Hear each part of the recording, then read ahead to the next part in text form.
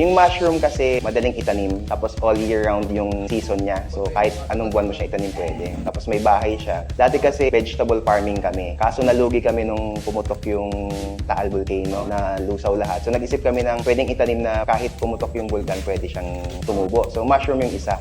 So, inaral namin siya, tapos minaster namin yung process. Then, ayun, marami na kaming community mula Batangas, Bulacan, tapos ngayon dito sa Cavite. Personally, marami siyang natutulungan na tao. Especially yung mga nanay namin na dati walang makain. Ngayon, nabibigyan sila ng trabaho. Naniniwala kasi kami na yung pagtulong sa mahirap, hindi kailangan sila bigyan ng pera. Kailangan bigyan sila ng trabaho. Pag binigyan mo silang pera, bukas wala na yung pera eh. Pero pag binigyan mo silang trabaho, dignidad nila na babalik natin. I think yun yung mas mahalaga kaysa sa pera.